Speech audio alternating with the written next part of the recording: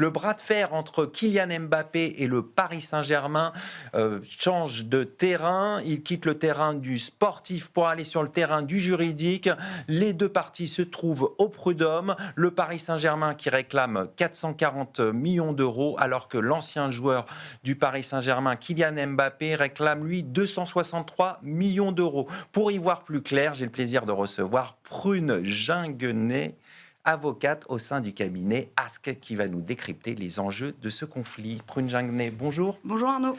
Alors, on va rentrer tout de suite dans le vif du sujet. Et un des premiers angles de Kylian Mbappé, de ses avocats, c'est de faire requalifier le contrat de travail de l'ancien joueur du Paris Saint-Germain de CDD en CDI. Pourquoi ? Alors, déjà, je pense qu'il faut rappeler que c'est vrai qu'en droit français, le Code du travail prévoit que la forme usuelle, normale du contrat avec un salarié, c'est le contrat à durée indéterminée, et que le CDD, justement, qui est un contrat à durée déterminée, doit faire figure d'exception et répondre à certaines conditions particulières. Dans le sport professionnel, c'est un peu la logique inverse, puisque depuis une réforme de 2015, une loi du 27 novembre 2015, qui a introduit dans le code du sport un CDD spécifique, on part du principe que tout contrat par lequel une association sportive ou une société sportive professionnelle a recours contre rémunération au service d'un de ses salariés doit être un contrat à durée déterminée. Donc c'est dans ce cadre que le CDD de Kylian Mbappé en 2017 avait été conclu.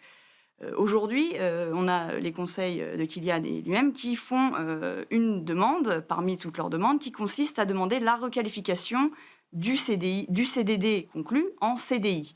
On se place un peu dans la mouvance de l'affaire Rabiot qui a eu lieu il n'y a pas longtemps et qui, lui, a obtenu gain de cause, mais qui est, selon nous, un peu différente, puisque c'était sur la base d'un CDD qui avait été conclu avant la réforme de 2015.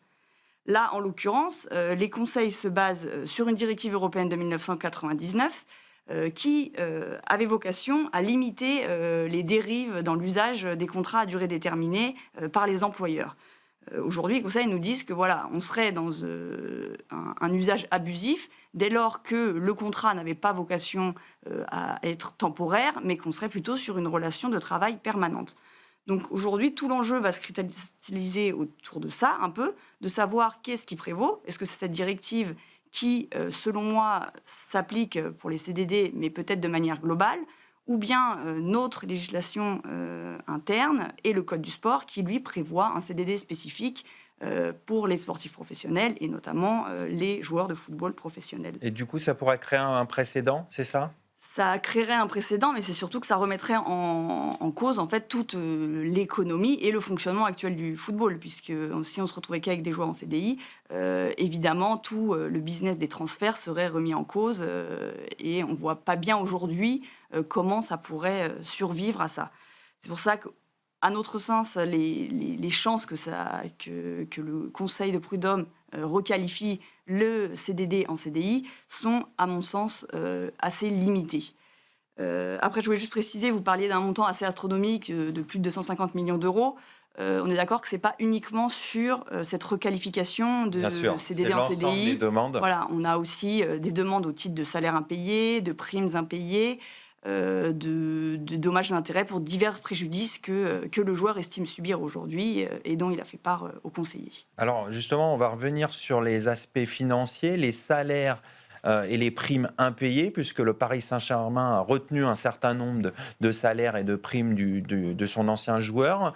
Est-ce qu'il pouvait légalement retenir ces sommes ? Alors, j'ai envie de vous dire que la réponse est très simple et que c'est non, par principe. L'obligation de payer le salaire et des primes qui sont contractuellement prévues et pour lesquelles il n'y a pas de discussion, c'est une obligation essentielle du contrat de travail et c'est l'obligation première de l'employeur à côté de celle de fournir un travail à son employé. Donc aujourd'hui, on n'a pas un fondement légal qui nous dirait que le PSG avait le droit de retenir ces sommes. Donc on nous dit que ce serait sur la base d'un accord verbal entre le salarié et l'employeur, le PSG, qui aurait lieu à l'été 2023, et selon lequel le joueur aurait renoncé à un certain nombre de paiements de rémunération et de primes. On a deux problématiques. C'est que déjà, en droit du sport et en particulier dans le milieu du football, la charte du football professionnel, qui fait figure de convention collective dans le milieu, prévoit que tout avenant au contrat de travail doit être homologué par la LFP, la Donc, Ligue il de faut un football écrit, c'est professionnel. ça? Donc il faut un écrit qu'on soumet à la Ligue et qu'il l'enregistre, l'homologue, on dit, pour qu'il vaille quelque chose. Aujourd'hui, sauf preuve contraire, il n'y a aucun document de ce type qui a été présenté par le PSG et on se contente de dire qu'il y avait un accord oral, ce qui est problématique puisque ça n'a pas de valeur juridique en tant que tel. Et à partir de ce moment-là, si le PSG ne rapporte pas la preuve de cet accord, la rétention de paiement s'analyserait comme une sanction pécuniaire à l'égard du joueur, sanctions pécuniaires qui sont strictement prohibées par le Code du travail, là pour le coup, et susceptibles d'engendrer un certain nombre de sanctions. Alors, outre le rappel des paiements effectivement de salaires et de primes, des intérêts de retard et des dommages et intérêts spécifiques qui pourraient demander pour le préjudice qui lui a été causé du fait du non-paiement de toutes ces rémunérations. Alors, au-delà des aspects financiers, ce que dénoncent les conseils de Kylian Mbappé, c'est aussi la pratique qu'on appelle du loft, qui est assez courante dans le football, c'est-à-dire qu'on met à l'écart les joueurs qui n'ont plus le droit de s'entraîner avec le groupe professionnel, qui n'ont plus le droit de faire des matchs, et ça a été le cas pour Kylian Mbappé quand il était au Paris Saint-Germain. Est-ce que c'est une pratique qui est légale ? Alors, par principe, donc le loft, comme vous l'avez dit, c'est quelque chose qui s'est pas mal répandu ces dernières années et les syndicats essayent un peu d'endiguer ça, l'UNFP notamment. C'est donc la pratique qui consiste à mettre un joueur, notamment de l'équipe première, un peu à l'écart de l'équipe. C'est-à-dire qu'il ne va plus aller aux entraînements avec l'équipe première, il ne va plus faire les déplacements, plus faire les matchs, pendant une période donnée en général. Cette pratique, par nature, elle n'est pas interdite, elle est encadrée, notamment par à nouveau la charte qui prévoit que pour certaines raisons sportives, notamment, l'employeur a la possibilité de faire circuler des joueurs entre ses équipes premières et équipes réserves, du moment que, globalement, on garde des conditions d'entraînement équivalentes, des conditions de travail. Ils ne doivent pas être totalement mis sur le banc.